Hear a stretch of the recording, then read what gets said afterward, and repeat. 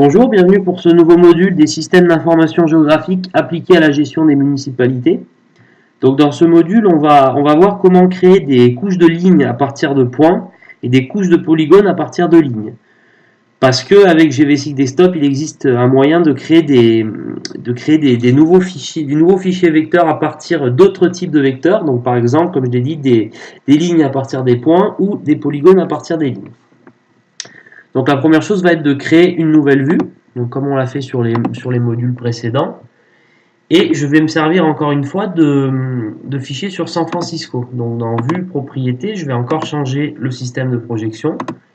Donc si vous n'avez pas ce système qui concerne les États-Unis, encore une fois, vous pouvez faire ce travail sur quel que soit le fichier que vous voulez. Donc vous pouvez aller dans EPSG 26910, sélectionner ce système de projection, appliquer, accepter. Voilà, le système de projection a donc bien changé. Ensuite, la deuxième étape va être d'afficher les couches. C'est pas du tout ça. C'est celle-ci. Ajouter. Encore une fois, vous sélectionnez les fichiers que vous avez choisi de traiter. Donc je vais d'abord ouvrir San Francisco Mapping et l'orthophoto de San Francisco. Encore une fois, pour ce fichier raster qui n'est pas très volumineux, on peut sélectionner normal. Donc il n'y aura pas de changement appliqué à l'orthophoto. On ajoute ces deux photos. Cette photo et ce fichier vecteur, pardon. Alors là, on voit que les points n'apparaissent pas. Donc ce qu'on va faire, c'est qu'on va changer la couleur et la taille. Symbologie. On va choisir une couleur plus vive, comme par exemple le rouge. Et on va passer de 4 à 10 en taille. Appliquer, accepter. Là maintenant, on voit les points qu'on va souhaiter relier pour faire apparaître des polygones qui représenteront les bâtiments. Voilà, vous les avez ici, donc vous avez l'orthophoto avec les bâtiments et les rues, et vous avez ces points qui sont donc en fait les contours des bâtiments. Il y a une option qui est disponible avec propriété du raster. Quand vous cliquez droit sur la couche raster, vous pouvez gérer la transparence. Donc si vous activez l'option opacité, vous pouvez augmenter la transparence du raster. Donc on va rester autour de 50 comme cela pour avoir les points qui ressortent plus facilement. Ensuite, pour digitaliser ces points entre eux, pour digitaliser ces nouveaux polygones grâce à ces points, on va utiliser le menu couche et géométrie dérivée. C'est ce qu'on va utiliser donc pour cette digitalisation. Donc dans ce cas-là, on laisse San Francisco Mapping GPS. Couche de sortie, donc on l'appelle absolument comme on veut. Je vais l'appeler ici SF Buildings.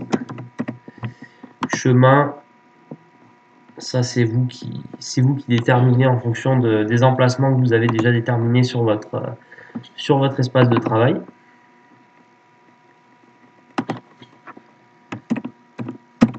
Je vais encore une fois l'appeler SF Buildings. Voilà. Et ici, ce qu'on veut nous, c'est des polygones. Ça va être indirectement des lignes qui vont créer le polygone, mais nous, ce qu'on veut, c'est vraiment faire apparaître le polygone. Donc on va choisir point vers polygone. Automatiquement, le type va passer à surface et on effectue suivant. Sur cette page, on a donc un tableau qui apparaît où vous avez tous les points qui sont répertoriés. Donc vous voyez qu'il y a 3 numéros. Vous l'avez dans ce tableau-là. Vous avez 3, vous avez 2 ici et vous avez 1. Donc c'est les 3 bâtiments en fait. Ces 3 numéros correspondent aux 3 bâtiments. Et les lettres pour chaque bâtiment correspondent aux différents points. Donc par exemple, pour le premier bâtiment qui est celui-ci, en forme de triangle, on a un A, un B, un C, un D, un E. Donc finalement, ce sont les 5 points qui constituent le bâtiment. Pour effectuer cette digitalisation, on va sélectionner, donc on va commencer par le bâtiment numéro 1, on va sélectionner les 5 points qui constituent le bâtiment. On va appuyer sur plus, et là on voit que les bâtiments ont été ajoutés à l'espace de travail juste en bas et que sur la carte ils apparaissent en jaune. Ça veut dire qu'ils ont bien été sélectionnés. Et maintenant, c'est très simple, il suffit d'appuyer sur générer. On reçoit ce message, traitement achevé avec succès, et on a le polygone qui a été créé. De la même façon, on peut faire la même opération avec le deuxième bâtiment. 2A, 2B, 2C, 2D. On ajoute, générer, deuxième polygone effectué. Et enfin pour le troisième, où là il y en a beaucoup plus, il y en a, ça va jusqu'à 3R, donc il y en a beaucoup plus. On effectue la même chose, ajouter et générer. Et on a donc nos 3 polygones qui ont été créés. Finaliser.